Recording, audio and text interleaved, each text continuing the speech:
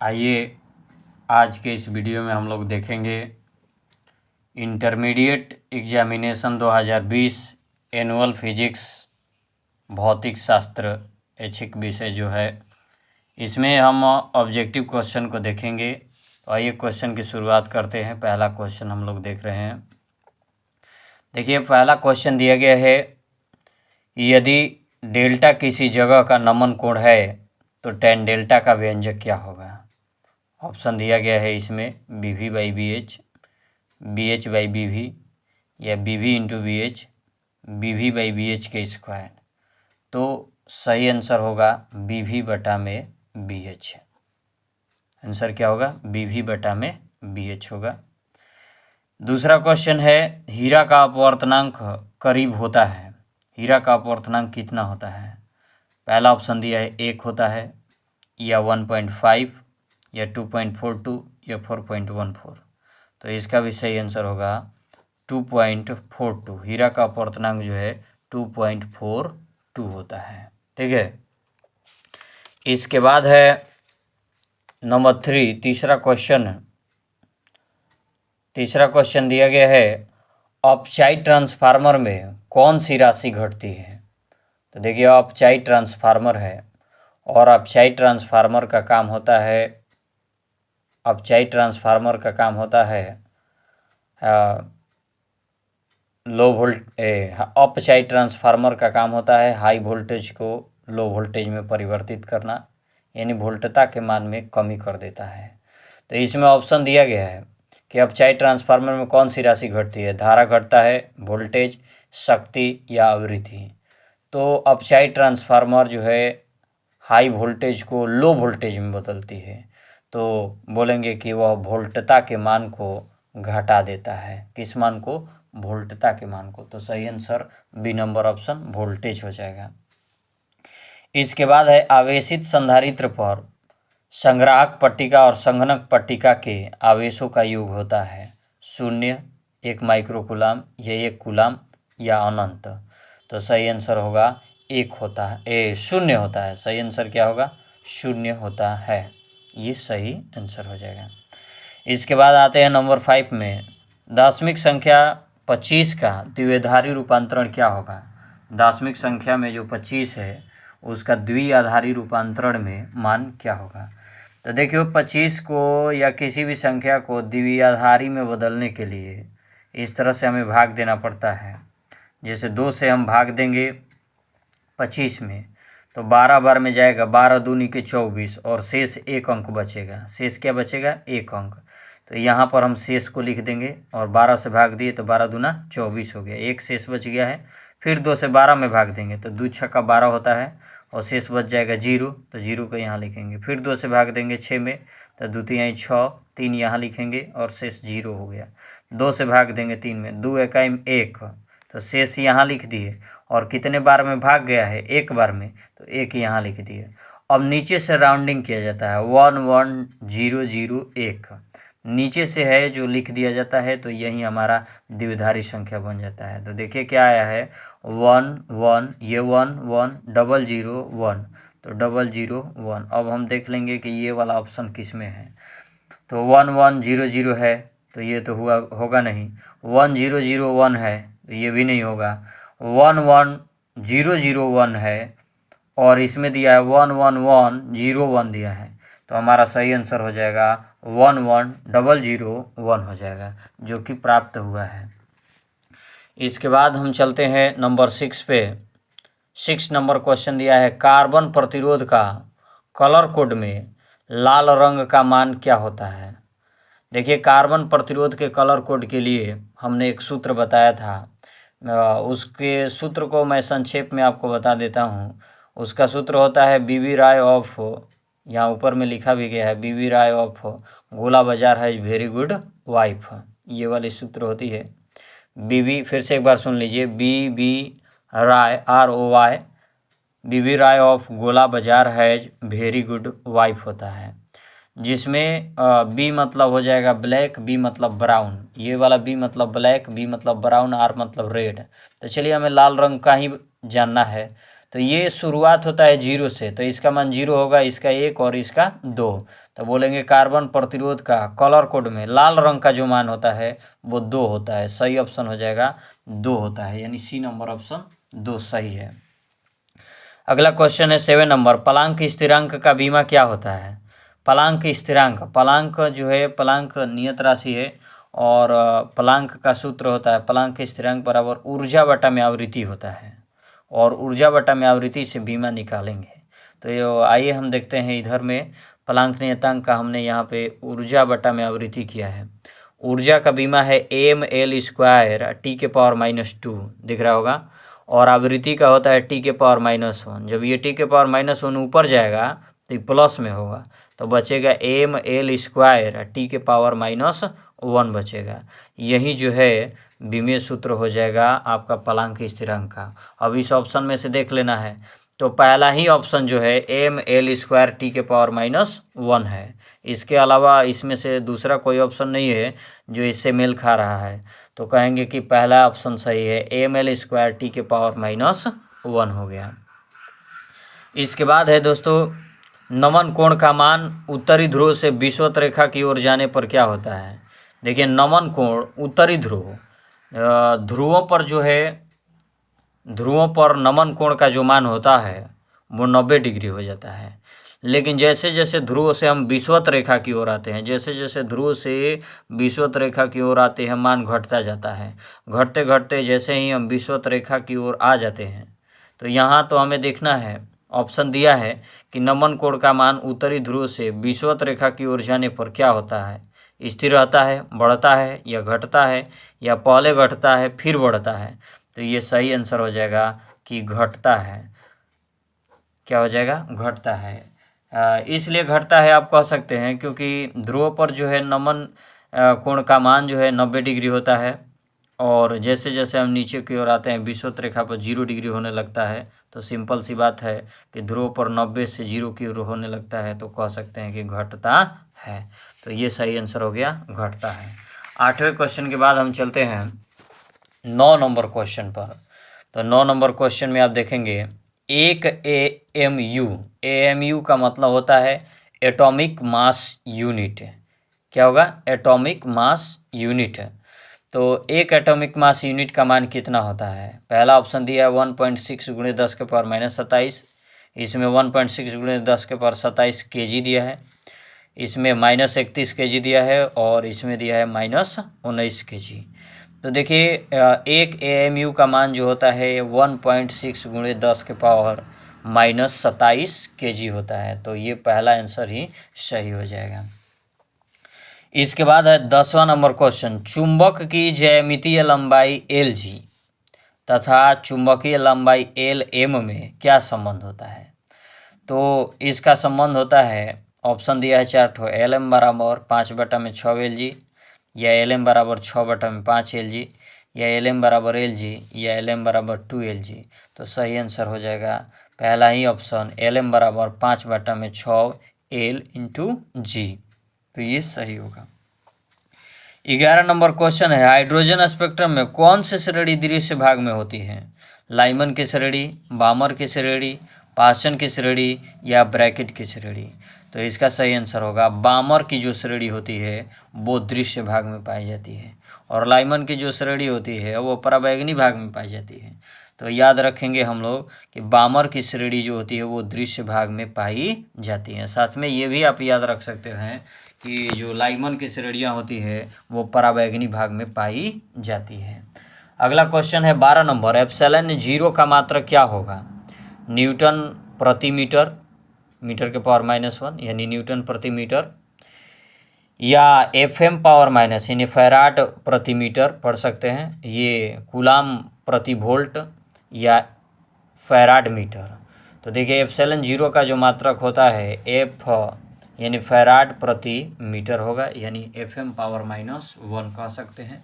तो हम पढ़ेंगे फैराड प्रति मीटर, या अगर फैराड प्रति मीटर न दे करके ये भी आप लिख सकते हो कूलाम स्क्वायर प्रति न्यूटन मीटर स्क्वायर। तो चूँकि कूलाम स्क्वायर प्रति न्यूटन मीटर स्क्वायर तो इस ऑप्शन में है नहीं, हमको यही चुनना होगा। मैंने आपको जानकारी के लिए बता दिया कि कूलाम स्क्वायर प्रति न्यूटन मीटर स्क्वायर भी एप्सिलॉन 0 का मात्रक होता है। अगला क्वेश्चन, ये आप आकृति देख रहे हैं, चिन्ह किस गेट को निरूपित करता है? तो ये जो आकृति है और गेट को, नॉर गेट को, या नैंड गेट को, या एंड गेट को, ये जो आकृति है एंड गेट को निरूपित करता है। ये जो आकृति होती है वो एंड गेट को निरूपित करता है। अगला क्वेश्चन है 14 नंबर, यौगिक सूक्ष्मदर्शी। यौगिक का मतलब होता है संयुक्त सूक्ष्मदर्शी। तो संयुक्त सूक्ष्मदर्शी की नली की लंबाई बढ़ाने से आवर्धन क्षमता का मान क्या होता है? बढ़ता है, घटता है, नहीं बदलता है, या शून्य हो जाता है? देखिए, सूक्ष्मदर्शी की जब नली की लंबाई बढ़ाई जाती है तो उसके आवर्धन क्षमता का जो मान है वो बढ़ता है। नली की लंबाई बढ़ाने पर आवर्धन क्षमता का मान बढ़ता है। अगला क्वेश्चन हम चलते हैं 15 नंबर क्वेश्चन की ओर। इलेक्ट्रॉन वोल्ट द्वारा मापा जाता है आवेश, विभवांतर, धारा या ऊर्जा। तो बहुत सिंपल क्वेश्चन है, इलेक्ट्रॉन वोल्ट द्वारा ऊर्जा मापा जाता है। अगला क्वेश्चन है, निम्नलिखित में कौन विद्युत चुम्बकीय तरंग नहीं है? प्रकाश की तरंगे। प्रकाश की तरंगे तो विद्युत चुम्बकीय तरंगे होती है। एक्स किरणें, ये भी विद्युत चुम्बकीय तरंगे होती है। ध्वनि तरंगे और अवरक्त तरंगे, अवरक्त किरणें भी विद्युत चुम्बकीय तरंगे होती है, लेकिन ध्वनि की जो तरंगे होती है उनमें कोई विद्युत चुम्बकीय तरंगे नहीं होती। वो सिंपल होती है, जैसे ही किसी पदार्थ से आवाज़ आती है वह वायु के कणों द्वारा एक स्थान से दूसरे स्थान को जाती है, यानी ध्वनि तरंगे जो होती है वो विद्युत चुम्बकीय तरंगे नहीं होती है। अगला क्वेश्चन है 17 नंबर, एमीटर का प्रतिरोध होता है कम, बड़ा, बहुत कम या बहुत बड़ा। ऐसे हम कह सकते हैं एमीटर का प्रतिरोध जो है बहुत कम होता है, लगभग शून्य के बराबर होता है। अगर इसमें शून्य दिया रहता ऑप्शन तो शून्य भी हम रख सकते थे, लेकिन एमीटर का प्रतिरोध बहुत कम होगा। आइए 18 नंबर क्वेश्चन में, रेडियो एक्टिव परमाणुओं के लिए कौन सा संबंध सही है? बताना है। अर्धायु बराबर औसत आयु, अर्धायु बराबर 2 गुणे औसत आयु, अर्धायु बराबर 1.6931 गुणे औसत आयु, या अर्धायु बराबर 0.6931 गुणे औसत आयु। देखिए, सही ऑप्शन होगा, सही नंबर डी नंबर ऑप्शन है, अर्धायु बराबर 0.6931 गुणे औसत आयु। अब कैसे होगा, आइए थोड़ा सा इसके बारे में देख लेते हैं कैसे हो रहा है। इधर देखेंगे, आप देख रहे होंगे टी लिखा गया है। टी का मतलब हो गया अर्ध आयु। टी का मतलब क्या है? अर्ध आयु। और अर्ध आयु का सूत्र होता है 0.6931, थोड़ा नीचे करिए, 0.6931 बटा में लैम्डा होता है। टी का जो मान होता है 0.6931 बटा में लैम्डा होता है। और टॉर्क होता है, टॉर्क को हम बोलते हैं औसत आयु। ध्यान देंगे, ये हो गया जो अर्धायु है और ये हो गया औसत आयु। टॉर्क बराबर 1/λ होता है और टी बराबर 0.6931 बटा में लैम्डा होता है। अब दोनों का मान हम लैम्डा में निकाले हैं, लैम्डा बराबर हो जाएगा, ये लैम्डा गया वहाँ पे, टी आ गया यहाँ, 0.6931 बटा में टी, ये समीकरण 1 मान लिया गया है, और लैम्डा बराबर 1/टॉर्क समीकरण 2 मान लिया गया है। अब देखिए, दोनों के LHS लैम्डा लैम्डा आपस में बराबर है, तो ये दोनों मान आपस में बराबर होंगे। तो दोनों को संबंध को निकाला गया है, तो 0.6931 बटा में टी बराबर 1/टॉर्क है। अब गुणा कर दिया गया है तिर्यक रूप में, तो टी बराबर 0.6931 गुणे टॉर्क हो गया है। यानी हम कह सकते हैं कि टी मतलब अर्धायु, अर्धायु बराबर 0.6931, ये टॉर्क, टॉर्क को औसत आयु, यानी डी नंबर हमारा ऑप्शन सही है, अर्धायु बराबर 0.6931 गुणे औसत आयु हो गया।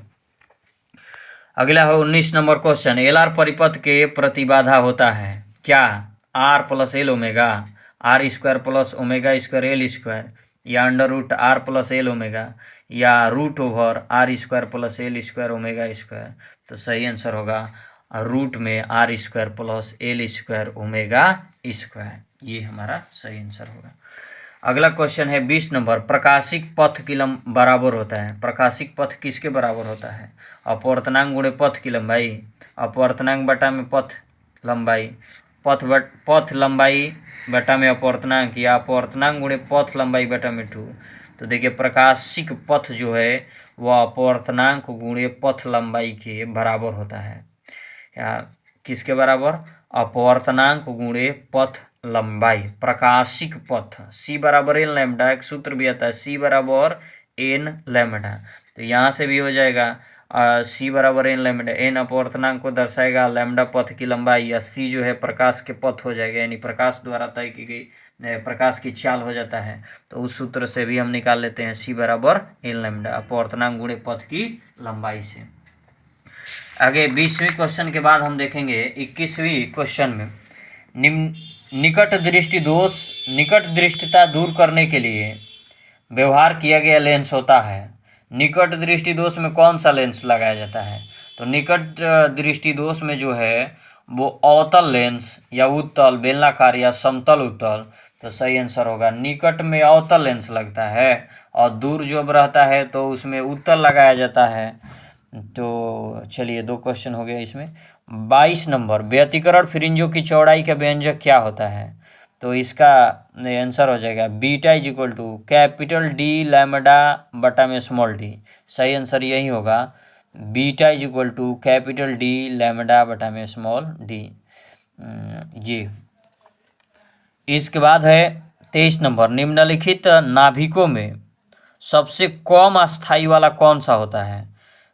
2He4 या 6C12 या 8O16 या 26Fe56। तो सबसे कम अस्थाई वाला जो है वो 2He4 होता है। तो ये 23 क्वेश्चन हो गए। 24 में देखते हैं, आवेश का विमीय सूत्र क्या होता है? आवेश बराबर होता है ना धारा गुणे समय, तो धारा का बीमा हो जाता है ए और समय का बीमा हो जाता है टी, तो पहला ही ऑप्शन सही हो जाएगा AT। फिर से सुन लीजिए, आवेश का विमीय सूत्र, आवेश बराबर धारा गुणे समय होता है, धारा का बीमा ए और समय का बीमा टी, तो AT हो गया। 1 वोल्ट बराबर होता है, देखिए 1 वोल्ट जो होता है, 1 वोल्ट बराबर जूल प्रति कूलाम होता है, 1 जूल बटा में 1 कूलाम, तो इसको आप लिख सकते हो जूल कूलाम के पावर -1। तो सही आंसर ये हो जाएगा 1 जूल प्रति कूलाम, यानी कूलाम के पावर 1 जूल कूलाम के पावर -1। इसके बाद है 26 नंबर क्वेश्चन, 20 सेंटीमीटर फोकस दूरी वाले उत्तल लेंस की क्षमता डायोप्टर में कितना होगा? देखिए फोकस दूरी 20 सेंटीमीटर है और सूत्र होता है P बराबर 1/f। यहाँ पर देख लीजिए P बराबर सूत्र होता है 1/f, और ये f मीटर में होता है। f किस में होता है? मीटर में। अब 20 सेंटीमीटर को आप मीटर में बदल लीजिए, तो मीटर में बदलेंगे तो 20 सेंटीमीटर हो जाएगा 0.20, दशमलव हटाइएगा तो ऊपर 100 हो जाएगा, 100 बटा में 20, 20 5 100, कटा दीजिएगा तो 5 आ जाएगा, यानी कि 5 हो जाएगा। आंसर हो गया आपका 5। आंसर कितना हो गया? 5 हो गया। आते हैं 27 नंबर क्वेश्चन में। तो 27 नंबर क्वेश्चन देखिए, तेजी से चलने वाली बीटा किरणें होती है। तेजी से चलने वाली बीटा किरणें क्या होती है? फोटॉन होती है, प्रोटॉन होती है, इलेक्ट्रॉन होती है, न्यूट्रॉन होती है। देखिए बीटा किरणें ऋणावेशित होती है, तो कहेंगे कि बीटा किरणें जो होती है वो इलेक्ट्रॉन होती है। क्या होती है? इलेक्ट्रॉन। तो सही आंसर C नंबर, इलेक्ट्रॉन होती है। अगला है 28 नंबर, एक गर्म तार एमीटर मापता है प्रत्यावर्ती धारा का औसत मान, प्रत्यावर्ती धारा का मूल माध्य वर्ग मान या तात्कालिक मान या शिखर मान, क्या मापता है? तो तप्त तार एमीटर प्रत्यावर्ती धारा के मूल माध्य वर्ग मान मापता है, तो B नंबर ऑप्शन सही हुआ। 29 नंबर क्वेश्चन, लोहा है, तो लोहा तो सामान्य सी बात है, लोहा जो है लौह चुंबकीय होगा। ऑप्शन इसमें दिया है अनुचुंबकीय, प्रतिचुंबकीय, लौह चुंबकीय, अचुंबकीय, तो सामान्य है लोहा लौह चुंबकीय होता है, तो ऑप्शन नंबर C सही होगा, लौह चुंबकीय। अगला क्वेश्चन 30 नंबर है, 2 समान धारिता C वाले संधारित्रों को समानांतर क्रम में जोड़ने पर उसकी समतुल्य धारिता क्या होगा? देखिए समानांतर क्रम में संधारित्र की धारिताओं को जोड़ना है, तो समानांतर क्रम में संधारित्र की धारिता C बराबर होता है C बराबर होता है C1 plus C2 plus C3 ऐसे जोड़ा जाता है, और यहाँ तो C दे दिया है पहले ही, तो हम बोलेंगे कि सी डैश बराबर सी प्लस सी, यानी सी डैश, यहाँ देखिए हल कर देते हैं, सी डैश बराबर सी प्लस सी, तो सी या सी जोड़ेंगे तो 2C हो जाएगा, तो सही आंसर हो गया 2C। इसके बाद है 31 नंबर क्वेश्चन, पी टाइप के अर्धचालक में मुख्य धारावाहक होते हैं इलेक्ट्रॉन, छिद्र, फोटॉन या प्रोटॉन।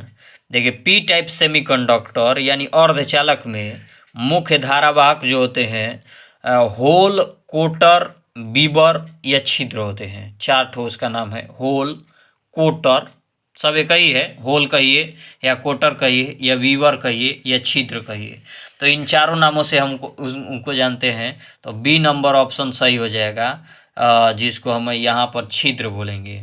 तो आप चारों याद रखेंगे ताकि किसी अन्य परीक्षाओं में भी अगर आपसे पूछा जाए तो आप बता सके कि पी टाइप सेमीकंडक्टर अर्धचालक में मुख्य धारावाहक कौन होता है, तो होल, कोटर, छिद्र, बीवर। तो इसमें छिद्र है तो सही ऑप्शन छिद्र हो जाएगा। और इसी में एक और क्वेश्चन कर लेते हैं, अगर एन टाइप रहता, एन टाइप के अर्धचालक रहता तो उसमें मुख्य धारावाहक इलेक्ट्रॉन होता है। अगर एन टाइप रहेगा तो क्या होगा, इलेक्ट्रॉन होगा।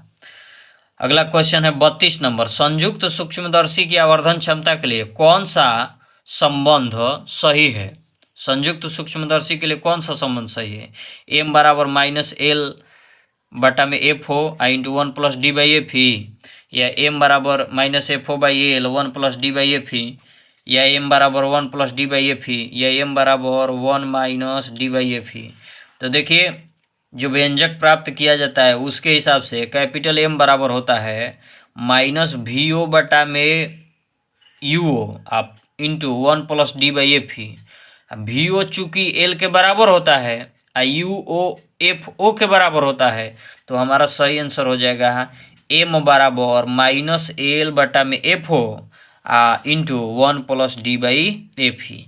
तो ये ए नंबर ऑप्शन सही होगा, M बराबर -L बटा में FO इंटू 1 + d बटा में f ई, यही सही नंबर आंसर होगा 32 का। आगे चलते हैं 33 नंबर क्वेश्चन पर, नाभिक से एक अल्फा कण उत्सर्जित होने पर परमाणु संख्या कितना घट जाता है। देखिए नाभिक से जब भी कोई अल्फा कण उत्सर्जित होता है तो परमाणु संख्या 2 अंक घटता है और द्रव्यमान संख्या 4 अंक घटता है। कितना, 4 अंक। तो इसमें सिंपल सी बात है, परमाणु संख्या बोला है तो 2 अंक घटा देंगे, सही आंसर 2 हो जाएगा। अगर द्रव्यमान संख्या इसी प्रश्न में पूछा था तो आंसर 4 हो जाता है। अगला क्वेश्चन है 34 नंबर, निम्नलिखित में किस राशि का मात्रक वोल्ट प्रति मीटर है। विद्युत फ्लक्स का नहीं होता है, विद्युत विभव या विद्युत धारिता या विद्युत क्षेत्र। तो देखिए वोल्ट प्रति मीटर जो है विद्युत क्षेत्र की तीव्रता का, विद्युत क्षेत्र की तीव्रता या विद्युत क्षेत्र कहिए, विद्युत क्षेत्र का मात्रक होता है। विद्युत क्षेत्र का एक और मात्रक होता है न्यूटन प्रति कूलाम। न्यूटन प्रति कूलाम का विमीय सूत्र आप वोल्ट प्रति मीटर का विमीय सूत्र निकालिएगा तो दोनों आपस में बराबर हो जाएगा। तो कह सकते हैं कि विद्युत क्षेत्र की तीव्रता का मात्रक वोल्ट प्रति मीटर भी होता है। इसके बाद है 35 नंबर, विद्युत चुंबकीय तरंगों की प्रकृति क्या होती है। विद्युत चुंबकीय जो तरंग होते हैं उनकी प्रकृति क्या होती है, अनुप्रस्थ होती है या अनुदैर्घ्य है या अनुप्रस्थ अनुदैर्घ्य दोनों या यांत्रिक होती है। तो देखिए विद्युत चुंबकीय जो तरंग होती है उनकी प्रकृति अनुप्रस्थ होती है। अनुप्रस्थ का मतलब हुआ कि विद्युत चुंबकीय तरंगे अपने तरंग संचरण के तल के लंबवत कंपन करती है। अब विद्युत चुंबकीय तरंगे लंबवत कंपन करती है, इसलिए उसे हम अनुप्रस्थ तरंग कहते हैं। आगे आइए 36 नंबर में, लॉरेंटज बल के लिए कौन सा व्यंजक सही है। लॉरेंटज बल के लिए कौन सा व्यंजक सही है, पहले ऑप्शन देख लीजिए, इसके बाद हम बात करेंगे। F बराबर Q vector E plus vector V cross V। इसके बाद F बराबर Q into E vector V cross V। Vector F बराबर EQ vector B cross V, और इसमें दिया Q vector E plus vector B cross V। अब देखिए इसमें 2 ऑप्शन में हमको जिक्र करना है ये वाला बी और सी तो बिल्कुल गलत है। आप ऊपर में देखिए एक हमने लिखा है एफ बराबर E Q plus Q V B sine theta, देख रहे होंगे एफ बराबर E Q plus Q V B sine theta है। अब यहाँ से हम ये देखना है कि क्यू जो है दोनों में अचर राशि अदिश राशि है, तो अदिश राशि है तो निकाल देंगे हम इसको बाहर, तो वेक्टर क्यू निकल जाएगा, क्यू निकल जाएगा। अब ई बच गया है, इस पे नहीं है, ई है, ई तो सदिश राशि होता है तो ई रहेगा। यहाँ देखेंगे आप तो क्यू निकल गया, वी बी साइन थीटा बचा है, तो जब वी बी साइन थीटा बचेगा तो वेक्टर वी क्रॉस बी होगा, वेक्टर वी क्रॉस बी होगा। अब इसमें देखना है कि एफ बराबर वेक्टर एफ बराबर हो जाएगा Q I into vector E plus vector V cross B, यही हमारा सही आंसर होगा। थोड़ा सा हम डी नंबर ऑप्शन की भी चर्चा कर लेंगे। देखिए यहाँ पर वेक्टर एफ बराबर क्यू कोष्ट में दिया vector E plus vector B cross भी दिया है, यहाँ हम कह रहे हैं वी क्रॉस बी, दोनों में थोड़ा सा अंतर हो जाता है क्योंकि वी बी साइन थीटा है, वी बी साइन थीटा रहेगा तो वेक्टर वी क्रॉस बी होगा, जिससे कि दिशा नियत रहेगा। जब बी क्रॉस भी कर दीजिएगा तो उसकी दिशा उलट जाता है, इसीलिए डी वाला ऑप्शन सही नहीं होगा, ये गलत ऑप्शन है क्योंकि इसमें वेक्टर बी क्रॉस भी है। सही आंसर हमारा ए नंबर होगा जिसमें कि भी क्रॉस बी है। अगला क्वेश्चन है 37 नंबर, कैथोड की किरणें होती है, कैथोड की किरणें जो होती है वो ऋणावेशित होती है, तो बताइए कि कैथोड की किरणें कैसी होती है, इलेक्ट्रॉन, न्यूट्रॉन, प्रोटॉन या फोटॉन। तो कहेंगे कि कैथोड की जो किरणें है वो ऋणावेशित होती है, इसलिए इलेक्ट्रॉन होती है, तो इलेक्ट्रॉन बोलेंगे। अगला है 38 नंबर क्वेश्चन, किसी स्मॉल एम द्रव्यमान के भी वेग से गतिमान कोण का तरंगदैर्घ्य होता है लैम्डा बराबर M V by H, lambda बराबर H by M V, lambda बराबर एच एम वी, लैम्डा बराबर M V by H square. ये 4 ठो ऑप्शन दिया है। चारों ऑप्शन को देखने से पहले थोड़ा सा हम इधर देखते हैं, आपको समझा देते हैं कैसे होगा। देखिए P बराबर सूत्र होता है H बाई लैम्डा, P बराबर H बाई लैम्डा होता है, और लैम्डा बराबर हो जाएगा H बटा में P, P जो है संवेग है, संवेग का सूत्र होता है P बराबर एम भी, P बराबर एम भी, तो लैम्डा बराबर होगा H बटा में एम भी। अब देख लीजिए इसमें B नंबर ऑप्शन दिया है, लैम्डा बराबर H बटा में एम भी, यहाँ पे क्लियर कर दिया हमने कि लैम्डा बराबर H बाई एम भी होगा, और ऑप्शन दिया ही है B नंबर में लैम्डा बराबर H बाई एम भी। 38 क्वेश्चन हल हो गए और 42 तक हमें पहुंचना है, तो 39 नंबर क्वेश्चन आप देखेंगे, नाभिक का घनत्व तो लगभग होता है, नाभिक का घनत्व तो कितना होता है 2.29 गुणे 10 के पावर 7 किलोग्राम प्रति मीटर क्यूब, या 2.29 गुणे 10 के पावर -7 किलोग्राम प्रति मीटर क्यूब, या 2.29 गुणे 10 के पावर 17 किलोग्राम प्रति मीटर क्यूब, या 2.29 गुणे 10 के पावर -17 किलोग्राम प्रति मीटर क्यूब। तो देखिए नाभिक का जो घनत्व होता है 2.29 गुणे 10 के पावर 17 किलोग्राम प्रति मीटर क्यूब के लगभग बराबर होता है, तो सही आंसर सी नंबर ऑप्शन होगा 2.29 गुणे 10 के पावर 17। 40 नंबर क्वेश्चन है, गामा किरणों की तरह कौन होता है, अल्फा किरणें। देखिए गामा किरण जो है विद्युतता उदासीन होती है, इसको धनावेश और ये विद्युतीय क्षेत्र और न ही चुंबकीय क्षेत्र दोनों में विचलित नहीं होती है।